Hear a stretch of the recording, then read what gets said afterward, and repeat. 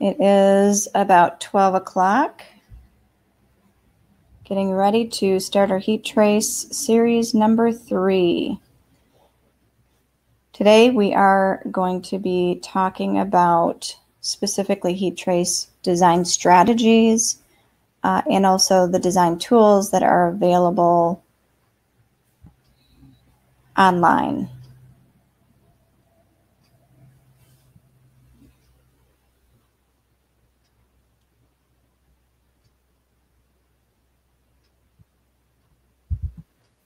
Okay, first I want to give you guys a little bit of a hint if you have any issues. With the Webinar Jam, there is a reconnect button that's on the upper portion of your screen. If the audio or the video freezes or cuts out for any reason, just hit that reconnect button. The right-hand side of your screen, you will see 3 dots in a red box. That will allow you to get into the chat mode. If you have a question or you just want to chat in and say hi, how you doing, please feel free to put anything you'd like in that chat. And if you do have a question, we will try to answer it during this webinar.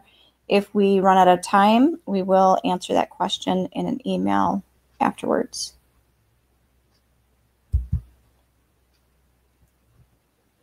All right, so here's the quick agenda. We're going to go through a quick introduction of myself and the Dale Prentice Company. We're going to then really get into the heart of this, which is going to be some design strategies to talk about, and then the tools that are available, both industrial and commercial tools.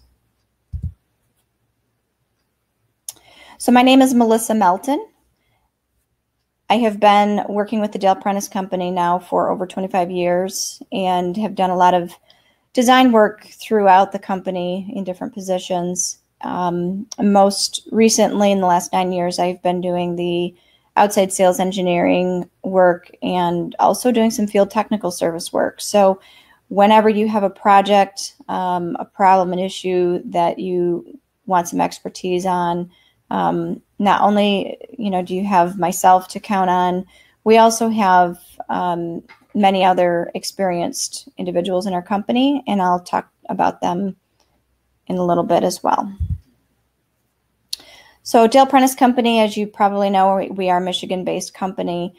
We are a local provider for industrial and commercial equipment. We deal a lot with technical and generally safety type equipment that we both represent and distribute in our Oak Park facility. So some of the heat trace solutions, and I've talked about these in the past 3 series or 2 series, specifically on heat tracing. So you should be well acquainted with the applications there. Some of the other things that we deal with are some detection systems, some medium high voltage terminations, splices, things of that nature, overpressure protection, and flow control management through valve actuation controls. We also have a field services company that helps with field service, repairs, testing, automation, and also in-house where we do relief valve testing and stamping as well. So we've talked about some of these applications in the past. Today we're going to get more into design strategies around these applications. Some of these are going to be very generic, and some I'm going to try to hone in a little bit more specific to the application. I'm not really going to go into design strategies for leak detection systems or the floor heating, but know that we do have a full line of solutions for those categories. So design strategy number 1. When it comes to heat trace systems, there's a lot of components to think about. The main components that drive the element of the actual heat trace to heat or energize is going to be really at the power connection source. And then, of course, you want to have safely all the way through to the termination point, or the end seal kit, as we call it. The components in between, you can have splices, you can have T-connections, but anytime you can reduce the amount of connections you have in a system, the better that system is going to operate, the less potential issues you might have in the field with water getting in connections and things of that nature. So when I look at a design, whether it's a pipe design or whether it's a gutter design or even a snow melt in the concrete, I'm really looking to strategize on where the heat trace goes. Can I double back on that T off that pipe instead of providing another T connection, as an example? In a roof and gutter, can I put the heat trace down that downspout and then come right back up and continue on that gutter without having to do T connections in that particular area? Those types of strategies are going to provide, as I said, a much more longer solution, and also cost. It eliminates the cost of labor to install them, as well as the component itself. Design strategy number 2. So the higher the voltage you can give us, the longer we can go on circuits. And I will stress this, with self-regulating heat trace, whether it's ours or whether it's a different brand, doesn't matter. Self-regulating heat trace does have an inrush current. When you start up a system, it depends on how cold that cable is. It depends on how cold the atmosphere is around the cable. That really drives the inrush current amount.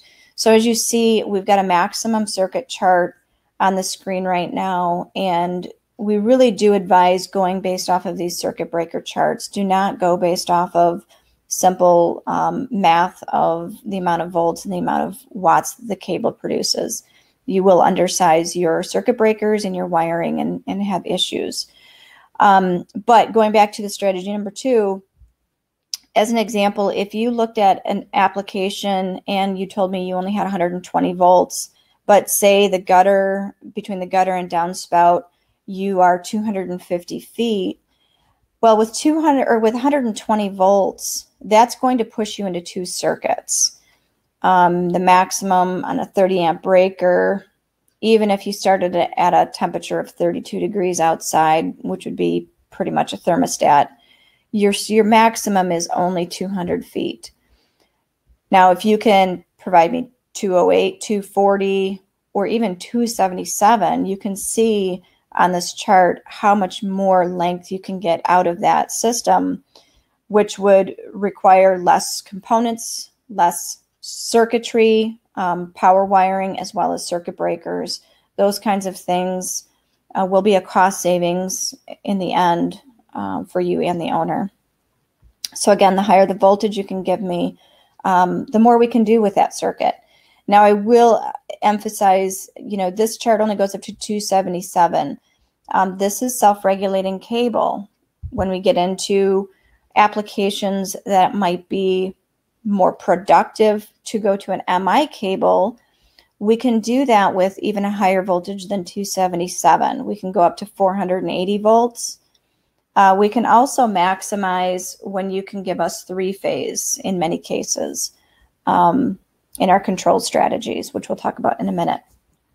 But again, just as a quick refresher, self-regulating heat trace, which is on the left-hand side of your screen, it does modulate itself, which is a great thing, modulates energy, doesn't necessarily have to have as tight of a control to it, but there is some disadvantages, and one of those is the higher the voltage. So if you want to go up to 480 volts, it's more difficult to do that in a self-regulating cable.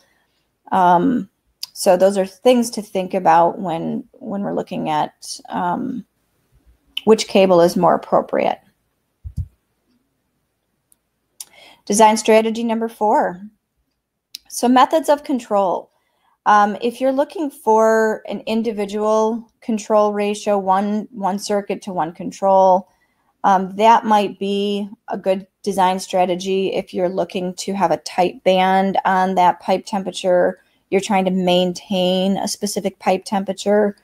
But if you've got a lot of, say, freeze protection lines out in the field, and it might be a better advantage to use those in a group control method. So where you have one physical controller measuring the ambient temperature, and that then would energize multiple circuits. And you can do that a couple different ways. One way that we're showing in this particular design is through a distribution control panel, which we do offer for both industrial and commercial type applications. But we've also used other forms of group control.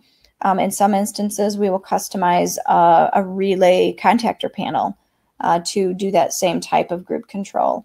So we have a lot of different tools available to us that we can look at depending on the price point, depending on how many circuits, depending on your voltage. Those kinds of things can come into play. So when we're looking at methods of control, things to think about are going to be, you know, again, are you trying to just freeze protect something? Is it okay if that pipe varies its temperature 40 degrees because it doesn't really, we're not really sensing that pipe temperature? Or is it really more critical that we know what that pipe temperature is doing and that we're within a tighter band? That might be where we look at line sensing.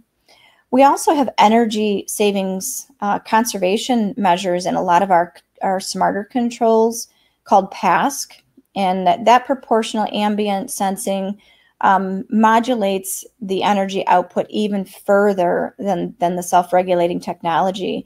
And so you really maximize on savings for energy. So when you're looking at an application, are you looking at, do you really want to know what's going on with that pipe? Or do you want to monitor it? Do you want to know what the temperature is? Do you want to know if there's current on or off?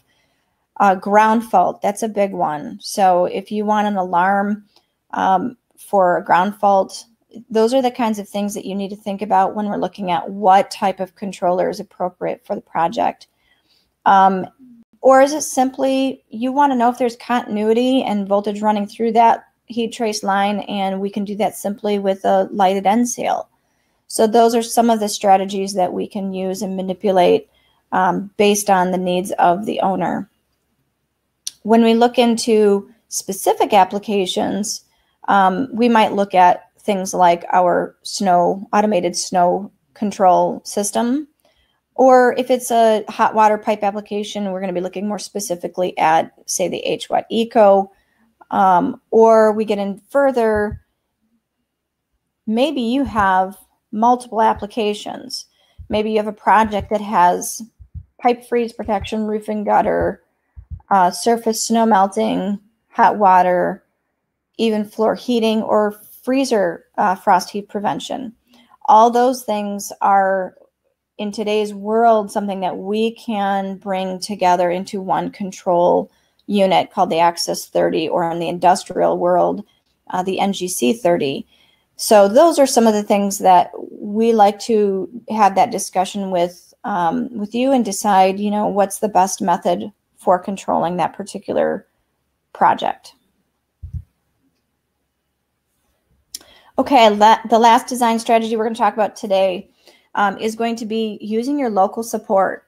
You obviously know myself, I live in the Traverse City area. I do travel the entire state of Michigan, but we also have other local representatives who are great resources in Grand Rapids and Midland, and of course in our Oak Park office where our local inventory is. So combined with all of the sales engineers, we have over 75 years of combined experience, and that's something that I would really encourage you to utilize. We've got a lot of sales guys who have been working in the fields for a long time. They know how to help with things like troubleshooting, technical support, or just simply asking, answering questions over the phone on a design strategy. So please feel free to use us to your advantage. All right, so let's get into some design tools. nventthermal.com is going to be the main website that I would encourage you to go to. When you get there, if you go up to resources and then hover and click on your design tools, you will see you have industrial, commercial, and even residential design tools. The residential side of the business, Dale Prentice Company does not get into. We can help facilitate. We can help put you in the right direction if you do have a residential application. So let's talk about industrial design tools for a minute. TraceCalc Pro is a program that is offered for the industrial heat trace line that is a downloadable software. So if you don't want to go to the internet every time, you want something on your computer, that is probably the best tool I would suggest for you. If you don't want to download something onto your computer and you'd prefer to use the online portal, TraceCalc.net allows you to do that. So let's go ahead and get into TraceCalc.net for a minute.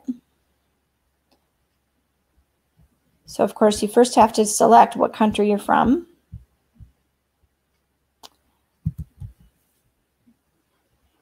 Now I have already logged in as a user. For those who have not done this before or logged into a nVent thermal design tool, you will be prompted and asked to register.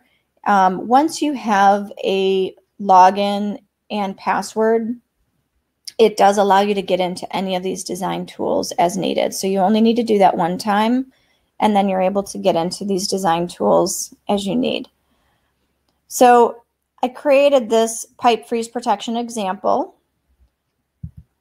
As you can see, I don't use this tool very often. I use the TraceCalc Pro on my computer.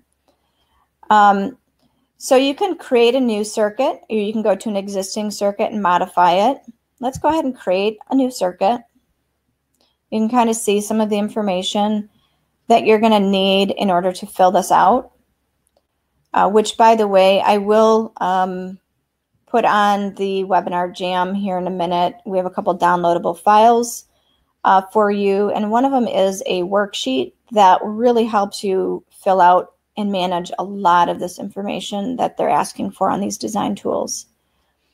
So temperature, first and foremost, you want to know what is the application? Is it freeze protection? That would be, I would consider 40 degrees maintain temperature.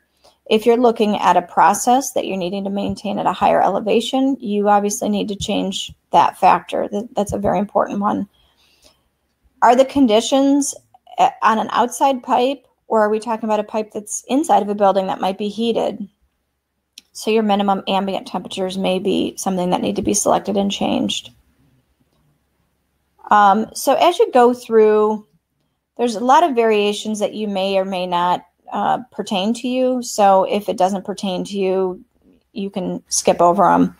The valve type, very important. Is it metal? Is it plastic? You can select what type, pipe diameter, and of course pipe length. And we talked a lot about this on the series number 1, some of the critical information that you're going to need in order for you to design. So once you have this all figured out, you can save it, and then you can go to see results. When you go to see results, it brings you into a page where it shows you a bill of materials. This one happens to be 5BTV cable, and it gives you all the values that might be critical for your design information.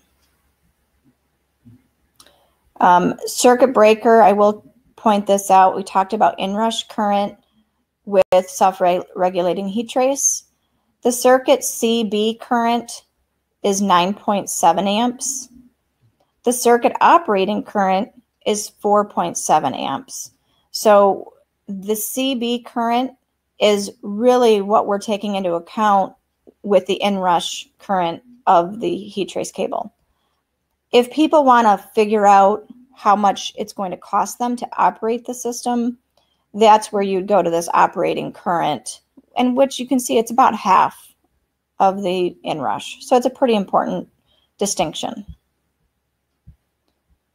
Okay, so let's go ahead and go to nVent Thermal again.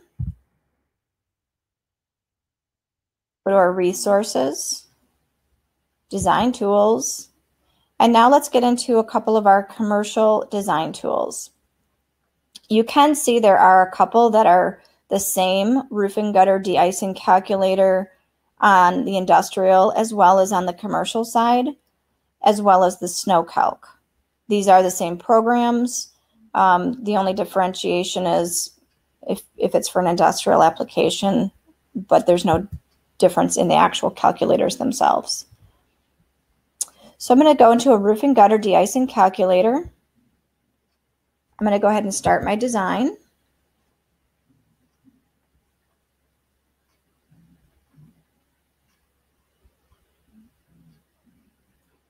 As you can see, this is a tool that I use pretty heavily online. This is the only calculator that I have. You can't download this one.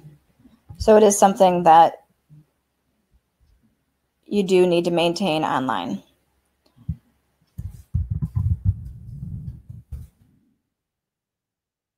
The main bits of information you're going to need on this, the key is going to be your voltage. As we talked about, the higher the voltage you can give me, the longer circuits I can maximize on. So this will take that into account when we're looking at our maximum circuit sizes. Controllers. We talked about a few of the controllers. We didn't go into model numbers, obviously. So if you get into this selection and you're unsure of what controller is best for your application, again, use your local sources. If you want to give us a ring, give us an email, we can help go through that selection and give you the pros and cons. So this is area number 1. Area number 1, you can go just a roof, you can go a roof and a gutter and a downspout, or you can modify this and say, you know, I don't really have an application where I want to put it on the roof. I just want to put it in the gutter and in the downspout. And you can select things based off of your specific width and depth and length, how many downspouts you have, those kinds of things. We talked about minimizing your components. So this is one category where you have that control. Loop downspout cables. So if I said no here, it would automatically put T connections instead of looping the cable. So if I have a 15-foot downspout length and I say loop it, it's going to give me 30+ feet of cable. If I say no here, it's going to minimize that length of cable and give me an extra component. So I'm going to say yes, I want to loop that cable down and back up. If you're going on the roof and you have valley areas, this is also another important one to note. Valleys are usually a really big area where you have ice and snow damage to a roof. And then, of course, if you have specific scenarios where you want to add components, you can do that as well in this particular area. So once you are done modifying roof, gutter, and downspouts, you can save the changes and view the results. When you do that, it gives you a nice project detailed report. So it says, okay, this is area 1. This is what you've selected for your particular application. And this is the bill of materials that comes out at the end of it. Now, if I had multiple applications, all I have to do is say new area, and it goes into area number 2. And by the way, you can change these names. So you can continue on if you have 4 different areas on a particular building, and then the report will generate and give you the breakdown per each area. So that is the roof and gutter application. Again, let's go to the nventthermal.com website. Go to Resources and Design Tools. And let's go into the SnowCalc program. I'll show you that here for a minute. Start designing.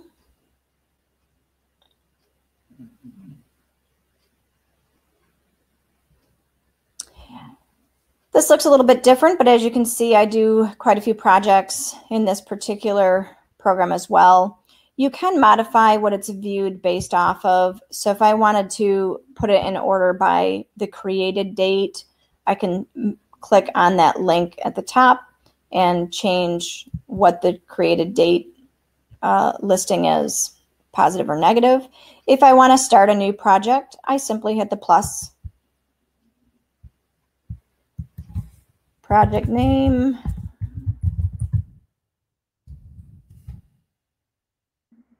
This city, I will tell you that it doesn't matter what city you're in. If you're in, say, Grand Rapids, Michigan, you cannot, unfortunately, select your exact city.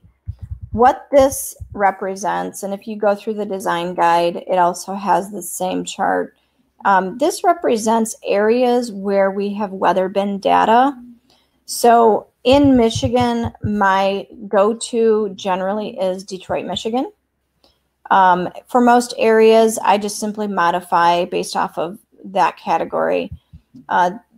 If you want something a little bit more severe in terms of areas, you might select something like, I don't know, Wisconsin or Minnesota, something like that. Voltage, again, the higher the voltage you can give me, the better I am. Imperial, because we are in the United States and we don't go based off of metrics. All right, once we're into the example project, you need to start your actual design, and that is going to be the plus sign again. You can call that particular area whatever you want. I'm just going to select a name. Now here's where it becomes important to understand the products. You have the Raychem minerally insulated cable, or MI cable. That's the constant watt version cable.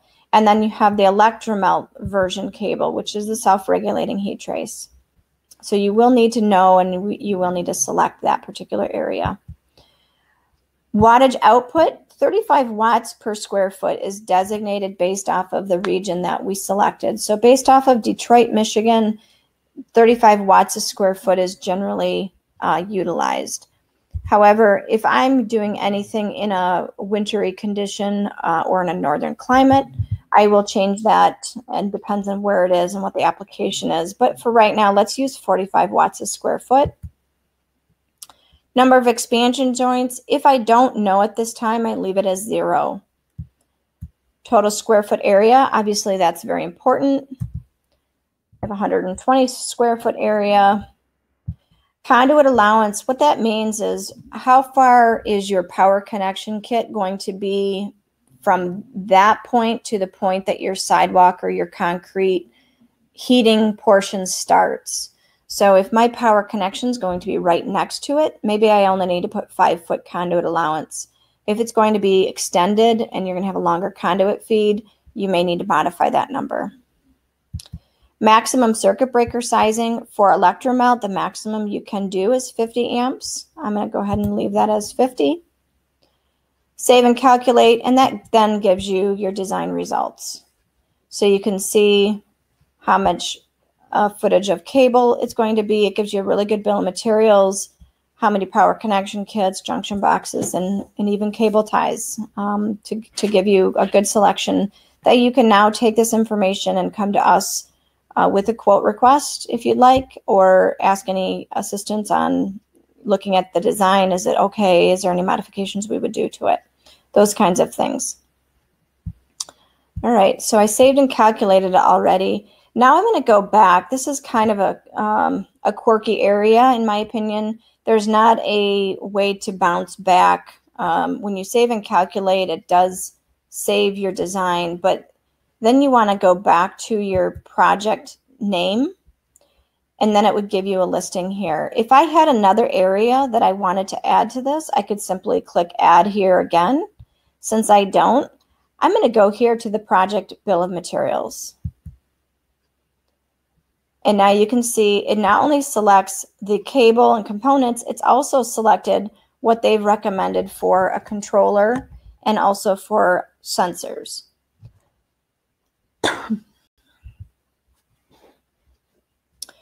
Okay.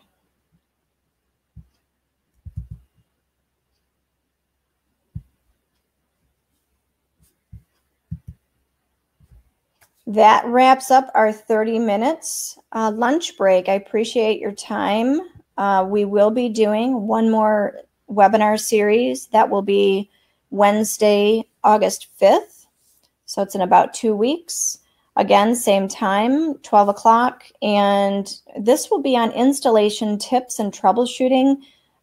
We get many, many calls on how to designate or figure out, find what location might be an issue, if a breaker has tripped or something's not working properly. So this next series hopefully will give you guys some really quick fundamental things to start looking at that might help your service technicians not waste time and maybe find the problem a little bit sooner.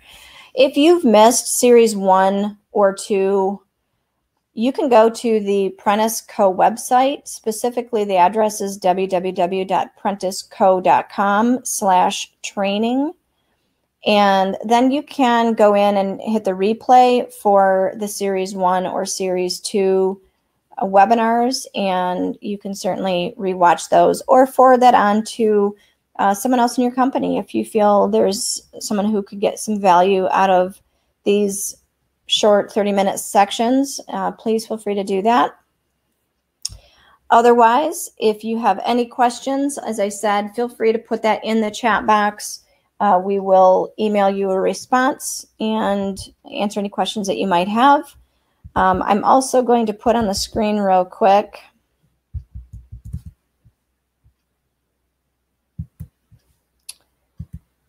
the worksheets. If you are interested in the pipe request for quote worksheet, that is on there, as well as a quick reference guide that, especially in the industrial components, that just gives you some quick pointers on how much extra heat trace you need for valves or how much tape you might need to install on a 4-inch pipe, those kinds of things. And it's just a nice quick reference guide. Again, my name is Melissa Melton. If you have any questions, please feel free again to put it in the chat box, or you can email me. My email address is mmelton@prenticeco.com. Otherwise, thank you so much for attending today, and have a great rest of your day.